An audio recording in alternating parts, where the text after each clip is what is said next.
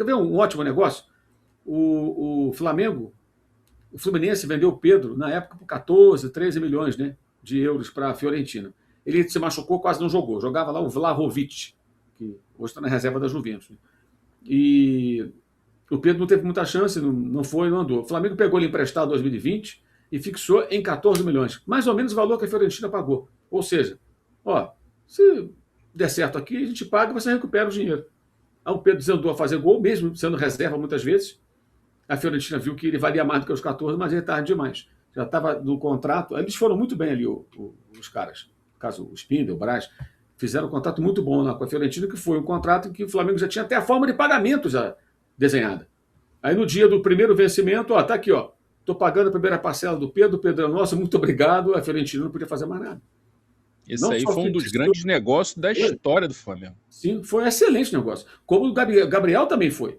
O Gabriel veio emprestado, pagando só salário, voou em 19, fez os gols históricos que fez, ganhou os títulos, aí o Flamengo foi negociar e pagou 16, 17 milhões de euros a Inter, e ele deu retorno, né? Que ele continuou jogando bem, ganhou, fez mais um gol de Libertadores, jogou para Chuchu brasileiro de 2020, já em 2021. Para mim, ele jogou mais ali do que no ano anterior. Ele foi mais protagonista, ele resolveu o jogo para cacete. Foi embora, sem deixar lucro para o Flamengo em venda, né? Acabou o contrato, mas ele deixou o que? O mais importante, ele deixou títulos, vitórias, grandes atuações, aumentou a torcida do Flamengo. Quantas crianças viraram o Flamengo porque faziam assim como o Gabriel? A gente vai ver aí pelo Brasil, pelo mundo, aí, quantas crianças admiravam. Depois ele caiu em declínio, entrou no declínio, e vive até hoje, né? Infelizmente. E aí a história dele no clube acabou, teve alguns contratempos, algumas coisas que foram meio chatas, mas foi uma contratação muito boa. A Arrascaeta é ótimo também, porque o Cruzeiro não queria vender. E de vez em quando aparece aí os memes aí dos colegas fazendo previsão lá atrás. Não joga isso tudo, grande atuação. Não foi só aquela do Sormani, não. Tem mais. O Sormani virou o principal meme, que ele fala que o Rodriguinho é melhor. Era melhor.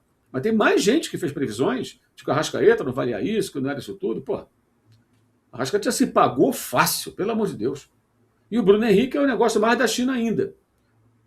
Porque tem um momento que o Santos sobe a pedida, estava tudo amarrado para contratar.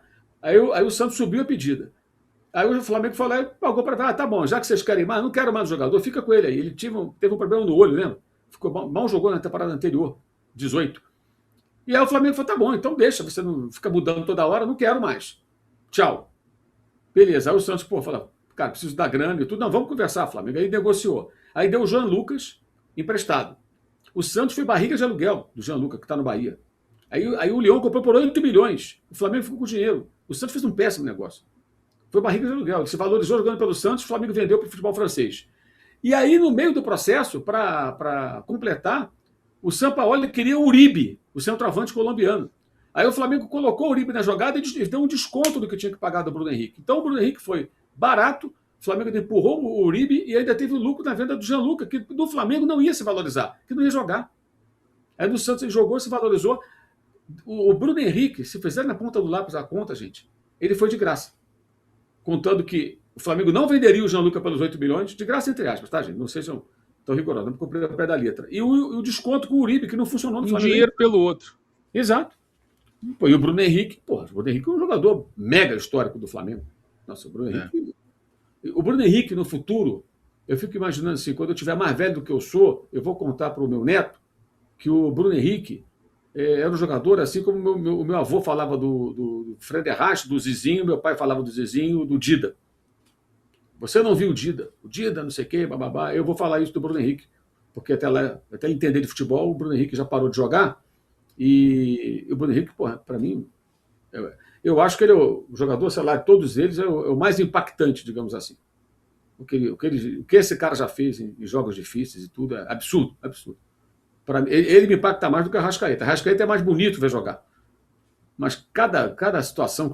O gol de 2019, gente, a jogada que ele faz, o passo da Arrascaeta era sensacional, mas, aquele 43 minutos o cara fazia aquela jogada. O gol o Gabigol está pedindo, que ele serve o Gabriel contra o Inter. O gol que abre a goleada sobre o Grêmio é dele, 5-0. Né? Olha só quantas coisas aconteceram. Vai lembrando, vai puxando. Pô, e aquele 5-1 do São Paulo, tudo bem, não terminou em título e tal, mas aquilo ali foi mágica, realmente foi mágica. Era um jogo, não estava acontecendo nada, o São Paulo estava melhor. De 1-0, né? O São Paulo ganhando de 1-0, melhor jogo, de repente ele tirou 3 gols da cartola. Sim. 3 gols da cartola no Maracanã, num clássico nacional.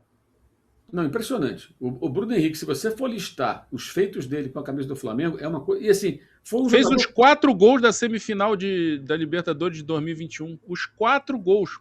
Foram 2 jogos, 2-0, 4 gols dele. E um detalhe, André, em 2022, ele se machuca e ele não joga até o final da Libertadores. Ele termina a Libertadores como líder de assistências da Libertadores da América. Não jogando toda a fase de mata-mata. Aquela fase dele ali com o Paulo Souza, ele foi líder, são 5, se não me engano. Absurdo. Absurdo. Esse é um jogador assim, que eu vejo que, quando eu penso assim, nesses caras de 2019, para mim ele é o mais impactante. Não digo que seja o mais importante, todos são tão importantes, né? Mas, cara, os feitos desse cara, assim, ele foi quase de graça. Talvez seja o maior negócio da história do clube. Você contratar o cara assim, sem dar nada, e ele entregar o que entregou. Alguém imaginava isso? Sério? Que ele fosse ser um jogador? Não dava para imaginar. Ele sempre foi muito bom.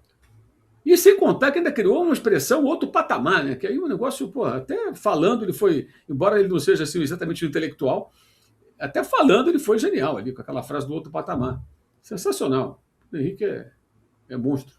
Meu amigo, chega de perder dinheiro por aí. Aqui na S1 Live é a solução. Eu vou te dar a planta do Clube de Vantagens da S1 Live. São muitas vantagens para você que se associar hoje aqui conosco. Você vai participar de um super bolão, onde o vencedor ganha R$500 por semana. Você pode ganhar até R$2.000 por mês. Os 10 primeiros colocados no bolão são premiados. Você concorre semanalmente, todas as segundas-feiras, no Na Área com Mauro César Pereira, a uma camisa oficial à sua escolha. É a oportunidade única de você adquirir seu manto sagrado oficial. Pagar superchat?